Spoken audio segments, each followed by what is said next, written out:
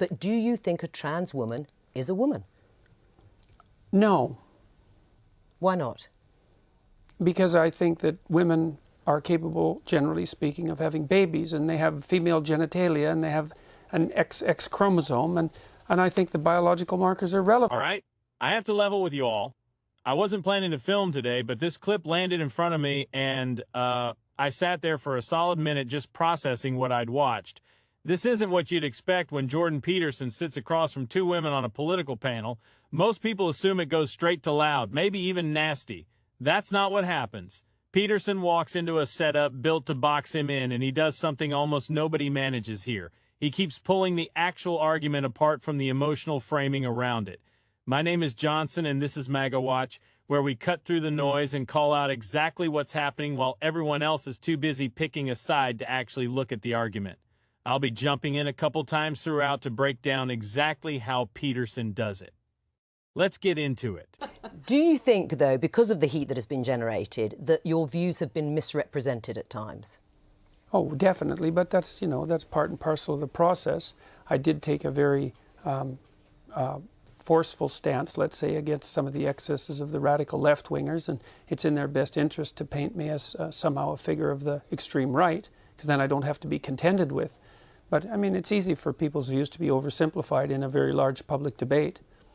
I mean, in terms of some of the issues, I mean, you say you've been painted as an extreme right-winger. No, some people have tried that. Not very successfully, but they've tried it. And you came to prominence in part over your opposition to this law that we just talked about in Canada, proposing the use of preferred pronouns for transgender people. Just for clarity... Mandating them. Yeah. Right. Saying that you should do it. No, but, that you had to do it. Right, you had to do it by law. But just for clarity, do you think a trans woman is a real woman? I don't really like the way those questions are formulated. You know, I don't know what that means. What do you mean a real woman? Well, I'm asking you, in your mind, you know, it depends what you think a real woman is, but do you think a trans woman is a woman? No. Why not? Because I think that women are capable, generally speaking, of having babies, and they have female genitalia, and they have an XX chromosome, and I think the biological markers are relevant. It doesn't necessarily mean that I don't think that people should be treated with respect and dignity if they happen not to fit easily into a gender category. That's a different issue. Right. But it's a matter of definition, and I actually think it's a foolish argument in some sense, because what do you mean by real? Well, I mean, you've just clarified that, though. You don't think that a trans woman is a woman. And do you think that that is what is behind or explains your opposition to this idea of a law mandating you to use a preferred pronoun, is because you don't actually believe that that's the truth, that a trans woman is a woman, and therefore you can't use that pronoun? No, that's not my argument at all. Really? Yeah, really. My argument is that the government shouldn't compel voluntary speech. No, but I know what your argument is, and no, you've but made that's it very really clearly. it. No, but that's exactly it. There's but the motivation There's behind no motivation behind it. But you don't believe I wouldn't a trans woman is a woman. put everything on my online in my life to take the stance I did unless I had thought that through very deeply. And I've thought it through very deeply. There aren't hidden motivations that have to do with some arbitrary prejudice against trans people. Okay. It's pure and simply this. There's never been a time in English common law history where the government compelled speech, and the Canadian government dared to do that. And that was unacceptable. And they masked it with this show of compassion for the oppressed, and I don't buy it. Right, but you would, as I think you said, at an individual level, if somebody asked somebody asked you to use a particular pronoun, you would do so. Well, I have. You have? Yes. Right, fine. Yes. Let's talk about feminism. Are you a feminist? No, not as it's currently defined, certainly not. No, well, in any other definition? Well, I think that anybody who doesn't think that the competitive landscape should be opened up for equality of opportunity is not thinking. And so everyone's interests are better served if people have as equal access to opportunity to display their talents and to manifest their talents in the world as possible. So in that sense, certainly. But feminism now, and this is why it's so deeply unpopular, a very small minority of women in the UK identify as feminists. And the reason for that is it's primarily become an ideological weapon. And it's an ideology that I detest, actually. the ideology that it's associated with, collectivist ideology. Right. I mean, OK, and that's your view about feminism. Aisha, are you a feminist? Oh, absolutely. I'm a very proud feminist. And when I was a special advisor in government, I worked on women and equality issues, and I was very proud, actually, of a piece of legislation I got on the statute book with my former boss, Harriet Harman, the Equality Act in 2010, which strengthened our anti-discrimination laws. And I fought very hard to get more women into public life, into the Labour Party. And yeah, I'm very, very proud of being a feminist, hence my pink dress. Oh, well, all right. Obviously reverting to type then in Absolutely, the pink dress. well. You would like men to regain or reclaim their strength physically, mentally and morally. Is that broadly correct?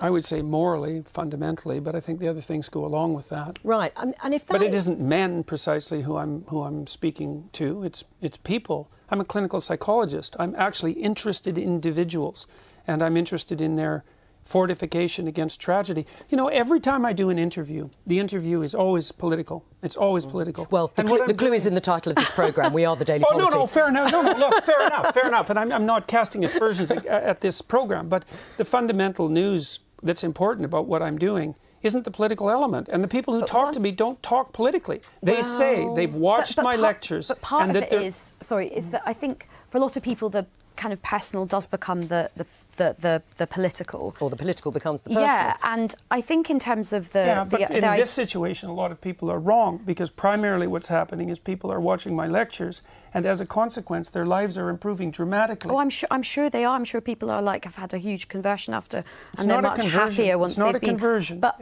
what I would like to do is kind of almost...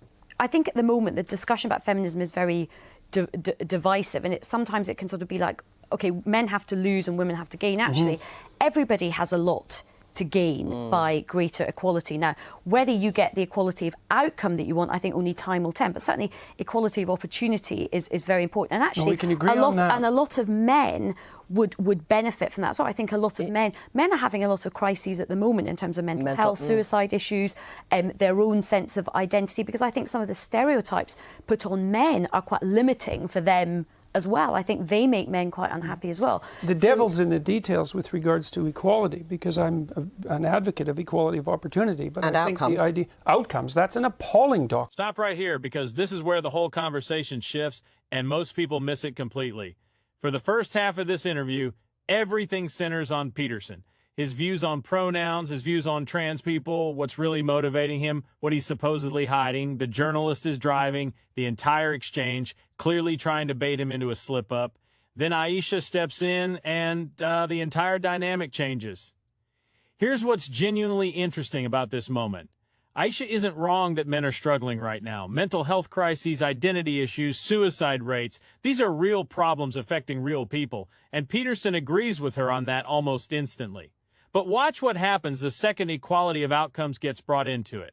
Peterson calls it an appalling doctrine, and he doesn't just drop that line and move past it. He actually walks through why, laying out how enforcing equal outcomes requires a bureaucratic apparatus so massive and so tangled that it eventually starts consuming everything around it. And nobody on that panel has a clean response to that. The silence after that point lands says more than anything anyone actually said out loud. All right, well, hang on. Because you have to produce an unbelievably potent bureaucracy to make the ever greater and ever finer distinctions that are necessary to enforce equality of outcome. How many group differences are you going to equalize across?